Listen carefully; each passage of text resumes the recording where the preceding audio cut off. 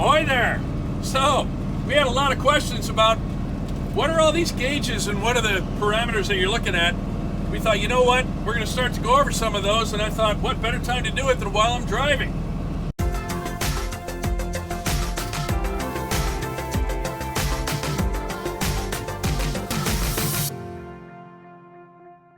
Okay, and just so you guys know, see, I got 10 and 2 going here. Jen's doing the filming. Let's just start at the left and work our way over. So on the left, we got our speedometer all the way over at the end there. Now you can see kilometers per hour on the inside. Love going 100 kilometers per hour, which is about 62 miles an hour. The right now on the Wasilla Highway in between Anchorage and Palmer. And so we're doing the speed limit 65. We're going between 60 and 65. I could go faster, but I don't really want to. There's my turbo boost. Right now I'm not really using any because we're going on sort of a downhill stretch. By the time we start going around this corner, we'll be going uphill and you'll see a little bit more turbo action. Next one over is the engine oil pressure. Now at idle, it's best if you're above 20, and while you're running like this, it's best to be above 60. Right now we're sitting very comfortably at 75. Next is engine water temperature. Once it gets up to 190 degrees Fahrenheit, that's when I hit the manual override over here to turn on the auxiliary fan. Now we're going up the hill. If you look at the turbo pyrometer, see how that's climbing? 650, 700, 750, that's because we're going up the hill. And if you look back at the turbo boost, we're making boost. We were at about 6 psi. Now we're coming towards the top of the hill, and so it's gonna, if you look at the turbo pyrometer again, it's gonna start to ease on back down, and it'll get to a comfortable between, I don't know, around 650 degrees for cruising, which is just about right. Next is the tachometer. Now I always try to keep it under 2,500 RPM. There's some debate as far as what red line is. I can tell you that 2,800 RPM is as fast as I'll go. Now it's capable of more. That's all I'll get out of it. My turn signals are here and here. Right now I have to merge, actually. The guy was nice enough to get out of my way there. That's nice. You can pump the turbo and actually get a little bit of power out of this. And if somebody still won't move out of the way, I can floor it. So much black smoke will come out of here, they'll get out of my way then. Kidding, of course. So going back to the gauges, got 2 air pressure tanks, a forward tank and a rear tank. We always want those over 100 psi. Suspension requires 60, and I think the brakes are also around 60 or 70. We're usually sitting around 100 to 110 psi, which is where we are on that one. Forward pressure gauge, which is right here. Next is the engine oil temperature. Now the engine oil temperature is slightly different than the water temperature. You can see water temp, we're running about 180. Well, actually right now they match.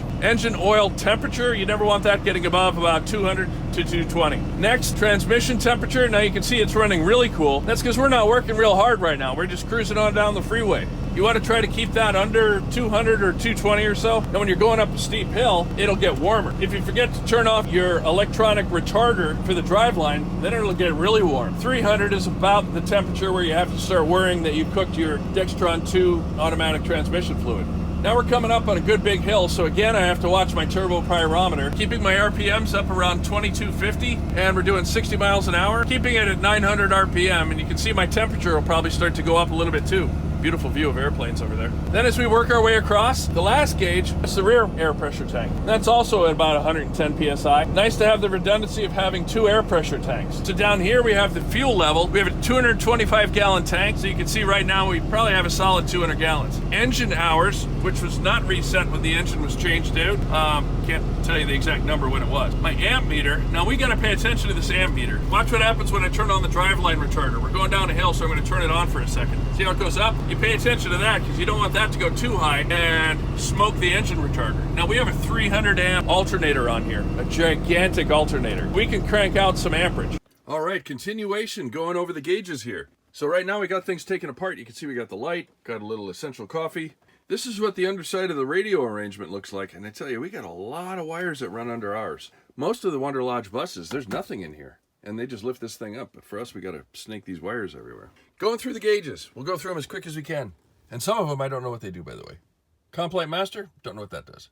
Burglar alarm, I think that's been disabled. Auxiliary step, this is one we actually use. That's for the step outside the front door, and that's the one, you know, you don't want the step going in and out all the time. Like when you're parked or whatever, you hit to extend and there you go. Accessory, not real sure what that does either. Entry door, this is kind of cool. On the entry door, you can actually lock and unlock the door. It's got solenoids inside the door. Is that complicated? Yes. Okay, over here, turning on the windshield wipers when you're driving this thing, that's kind of a handful. Down here, you got the driver's side wiper on high and low. Same thing for the passenger side, but that doesn't turn it on. What turns it on is the second switch up here. So you push this one, that turns on the driver's side.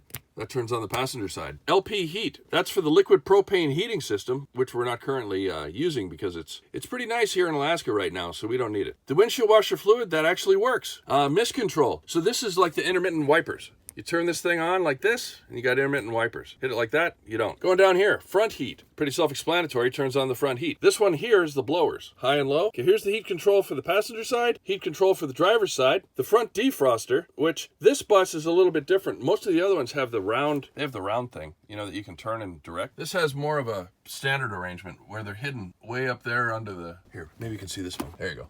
The defrosters are up on top, they're not down below like older Wanderlodges. So that's the defrost. Mirror heat, that's what really surprised me when I went over the mountain pass, it actually worked. Here's the landing lights. It's got landing lights all around the bus. This is for the rear, this is for the front. The rear parking lights, I don't know what that does. Now the fan override, that one is important. Whenever our engine water temperature up here gets around 190 or so, I'll engage the fan because otherwise the fan is off. The retarder, now that's a big one. This has a Jacobs driveline retarder. You turn that on like that, that's just the master. The retarder control is down here. And unfortunately, there's no indicator light, so it's pretty easy to drive up a hill and have this thing on by mistake. It's either off, 1, 2, or maximum. Now, maximum, you don't want to leave it on there for very long because that's really gonna draw a lot of juice on that amperage gauge, which is over here. There it is, off. Oh yeah, there's the phone for the captain. And electric mirror control down here. This used to be the fuel level indicator, diesel and gas. Now this one doesn't have a gasoline generator. This has the upgraded diesel generator. So there isn't a separate reading. If there was, you would switch this to gas to read the same fuel gauge down here to read the level in the tank. This is to run the auxiliary electric lift pump, exactly what it says. Dash dimmer is for the electroluminescent. And then finally, over here, we have all the stuff about the generator, which, just like every other engine, oil pressure, water temperature, and then all the electrical diagnostics coming out of the generator. So you guys were asking what the gauges were all about. Hopefully we were able to get you some answers. I know it was pretty down and dirty, but hey, that's how we roll.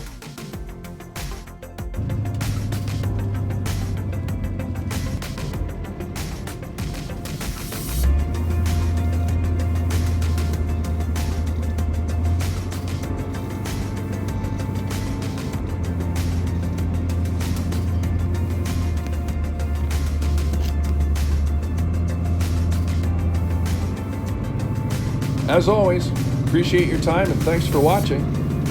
Remember, be kind.